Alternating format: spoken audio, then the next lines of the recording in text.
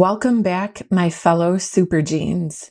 If you're new here, welcome. And if you've been with me since the beginning, I need you to know something. Today marks 1 year of this podcast existing in the world. 1 year. In fact, this anniversary episode is number 28. And through all of it, I've appreciated hearing how this podcast has inspired you to be your best selves. The positive messages I have received mean the absolute world to me, and I cherish every single one of them. So before anything else, I really wanted to take a moment to say thank you. If this show has ever moved you, I have one ask today. Please share it with a woman in your life who needs to hear it. That's how we grow this community of Supergenes, with one share at a time. Let me be clear, the mission of Supergene Unleashed remains the same. This is a space for women to step into their full potential, first and foremost as women embracing our femininity, as leaders, as mothers, as builders, as whatever it is you're becoming next. I am completely 100% dedicated to helping you become your most badass self. So today, to celebrate the official launch anniversary, I want to reflect on what this first year has taught me, because some of the biggest lessons didn't only come from the incredible women and few men that I've interviewed, which, wow, I certainly learned so much from all of my guests. I am extremely grateful to all of them for sharing their wisdom. Actually, everything that I've learned came from the very act of building this podcast from scratch. And I think what I learned applies to way more than podcasting. So let's get into it. Here's something that I see all the time, and honestly, something I lived myself. So many people have an idea. It comes to them clearly, they can feel it, and then it just stays in their head. They think about it, they analyze it, they mull it over and over, turning it around from every angle, waiting to feel ready. And all that does is waste time. Now, don't get me wrong, thinking things through matters, but there comes a point where you have to choose between action and inaction. And that choice is exactly where I found myself in the beginning. To be completely transparent, because that's who I am, when I was starting this podcast, I had the idea for months. Honestly, I can't even remember when I came up with the idea, but it was something that I thought, gosh, I love listening to podcasts. I would like to have a podcast. I literally just thought about it over and over again, thinking, should I do it? Should I not do it? And I finally made the decision, okay, I better do it. And what tipped me over the edge, by the way, was the fact that I didn't want to look back and regret not doing it.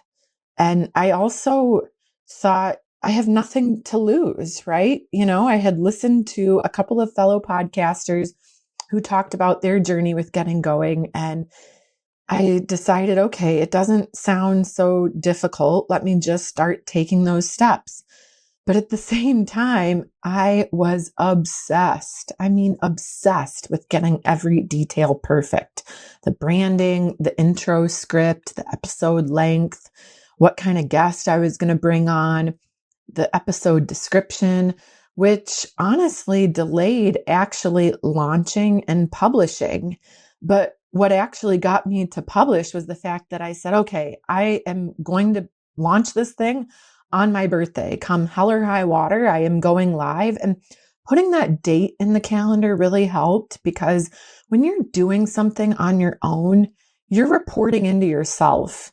You don't have a boss. You don't have a manager. You don't have a parent. You don't have anybody hovering over you, breathing down your neck, making sure that you're meeting that deadline. In fact, you only have yourself to report into. So putting a date in the calendar really helped me to achieve that goal. Now, back to the obsession about all the details and that kind of delaying things, that actually led to a realization in hindsight now that so much can be adjusted as you go. So if you're thinking about starting a business or any kind of an endeavor, I wouldn't let the nitpicky things of perfection hold you back, because you can modify and tweak as you go, because you're going to learn so much. In fact, your greatest lessons are going to come from learning on the job. And perfect is a moving target. It's a moving target that you're defining, and it keeps you standing still. And that's where the reframe comes in. And what I've uncovered is that momentum beats perfection. Imperfect action that moves forward beats a flawless plan that never leaves the launch pad. And it is passion that creates your momentum. You have to have passion, a zest for what it is that you want to do. Otherwise, you're going to lose interest and you're going to quit quickly. And I remember that I had a business owner on the show several episodes ago, and she said that the number one thing she sees for the reason that entrepreneurs fail is that they quit. They quit when things get tough. So all of that into consideration, I just want to be real with you about some of the agonizing details that I went into to draw some relatability. If you're thinking about doing something, maybe right now you haven't, gotten off the launch pad. So let this be your message to not agonize over, should I pick this word over that word? Nobody is going to know. And again, it's something that you can adjust as you go.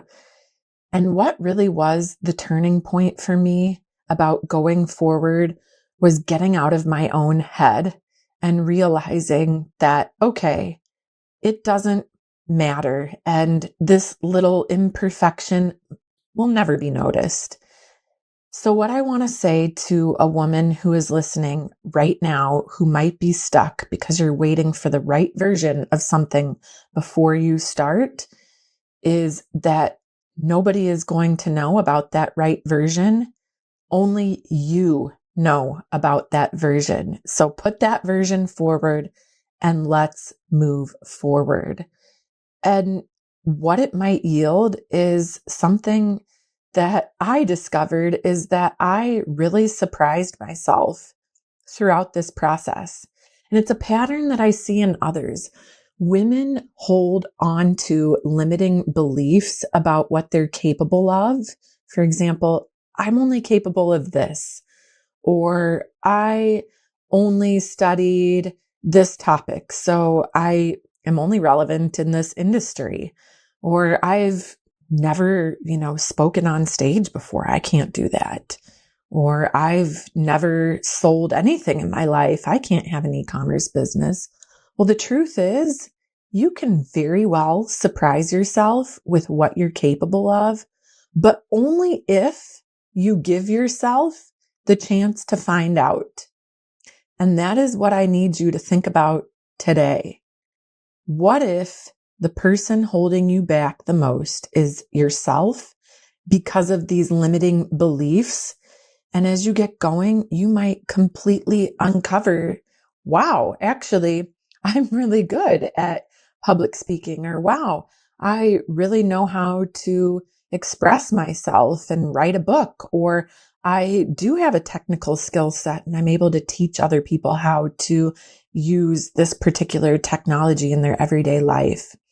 For me, reflecting back on what really surprised myself about my own capability, it would be the fact that I kept consistent.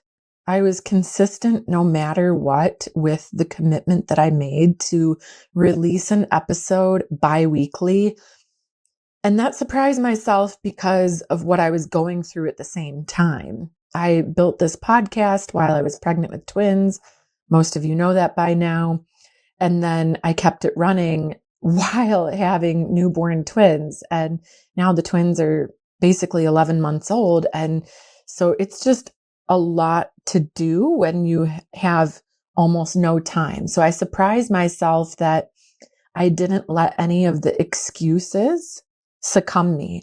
Again, that's the point that I was trying to make about you're reporting into yourself. And I became so stubborn about my commitment because as an individual, one of my biggest things that I care about so much is integrity of your word. If I give you my word that I'm going to do something, I'm going to do it. And when I made that commitment to myself, I viewed it the same way. I shouldn't let myself down. If I'm not okay to let somebody else down, why should I let me down? And that's what surprised me, is that I didn't use any of these easy doors to quit. And also, there were moments in time where I'm publishing these episodes and I have no idea who's tuning in, or is it reaching anybody? um, who's listening? Are my messages resonating? And then over time, I started receiving messages. Like I mentioned at the beginning, I started receiving feedback from people, and, some people that I knew, some people that were complete strangers, that told me what I was saying, and the guests that I was bringing on, and even the solo episodes were really striking a chord. And that gave me momentum. These messages and this positive feedback gave me momentum to keep going and to not get in my own head and stop. Because believe me, there are moments, even once you start whatever project it is, even if you've negated your limiting beliefs and you've launched, those limiting beliefs are going to come back and they're going to pick. They're going to try to infiltrate your mind and see if they can knock you off your rocker. And so that's where I had to make a conscious choice to not let it do that. And those positive messages were reinforcement that what I was doing was stepping in the right direction, regardless of the fact that, it's not like I am Alex Cooper, and making millions of dollars podcasting. I am feeling fulfilled though, because I am excited about this. I feel very passionate about empowering individuals to be their very best selves. I feel happy when I'm able to have a guest on the show who can enlighten us about something. For instance, I had a guest on to talk about infertility, and I was so happy to share her message with the world, because I think that so many women go through struggles in that particular part of their life. So believe me, even if you're able to scratch out the limiting beliefs, they will try you, they will test you. And that's where you got to reboot your passion, and you got to use that to ignite you and keep that momentum pushing forward. And when I think about a little bit further, some of the limiting narratives, because I want to be specific, I want to make this relatable for you. For instance, one that I hear often is, I'm too old for this. No, you're not. So many people who are successful became successful in their 50s, even in their 60s. So I don't buy that as an excuse. That is your mind trying to talk you out of doing something and trying to give you a rational, maybe just an excuse, really, to not go forward. Another one that I hear often, and I said it to myself actually, is it's already been done before. Well, why should I start this podcast? There's so many podcasts out there. Why should I, put this out there? There are other people with self-help podcasts, wellness podcasts, female empowerment. Someone else already did it better. But then I thought about it for a second and I thought, well, nobody has quite put this spin on it. And I'm me. I am different from that person. My voice is different, first and foremost, which I think gives me a unique advantage. Also, the way that I'm going to say something is different. And I also had a friend advise me early on, and he said that actually most podcasts fail because they quit. They don't continue. I think it's not even 10 episodes. Like 90 something podcasts never make it past 10 episodes. But he said something more important. He said, draw a contract with yourself about how many episodes you're going to put out and make good on that contract. And that's exactly what I did. And that's why I'm so excited about today. And I wanted to celebrate this milestone of 1 year of my podcast being live because I committed to doing 1 year. And this advice was just paramount for me because I also thought about it a little bit more deeply. And I also heard someone say this, that there's, 8 billion people on this planet. You will not resonate with everyone, and that's fine. And even if something has been done before, it hasn't been done by me or you. And that's what you need to think about. You need to think about, you know what? You're not going to catch everybody, but you will catch some people. You will attract some people to buy your product. You will attract some people to read your book. You will attract some people to go with your coaching program, whatever it may be. Your version, your voice, your story is the differentiator. And this actually connects as well to a piece of advice that my dad gave me, and it's always with me in the back of my head, always, always. And that is follow your heart. You can feel it in your gut when you should pursue something. I guarantee it, you can. You can just sit quietly and think about it. Or maybe if you're thinking about it too much, don't think about it. Go on a run, do something else, but you'll have something target you. Maybe it's a small sign. You got to keep your eyes open. There are plenty of small little innuendos around us that push you into the direction, that give you a signal showing you that, yeah, your little gut inclination to do that is what you should be doing, and you should pursue it. And rather than letting indecision, doubt, or fear stall you out, let the momentum of doing it carry you forward. And I just want to go back to the fact that limiting beliefs will, of course, always be there. You can listen to some of the most famous people who have a facade. They show you all of the good parts. But I promise you, behind the scenes, they have the same doubt. They have the same limiting beliefs. They have the same thought. Should I keep going? Should I, am I too old for this? Is this the right time? But their difference is they decided to push through that and not let that hold them back. So what I would say to anyone who's listening, who has a bold idea right now, and you're stuck in indecision because it's already been done before, think that it's never been done by you. So looking forward for year 2 with Supergene Unleashed, and believe me, there is a year 2. I am going to continue. I feel even more ignited about the mission than ever before. I actually saw a really crazy statistic on my LinkedIn about something like 450,000 women, I think, left the workforce in 2025, citing the fact that they needed to raise children and that the system wasn't built for them. My goodness, that has lit a fire inside of me. I want to help women now more than ever be kick-ass. I want you to succeed. I want to have more incredible women and men coming onto this show to help all of us figure out what it looks like to keep evolving into our best selves. I'm not going anywhere, and honestly, I'm just getting started.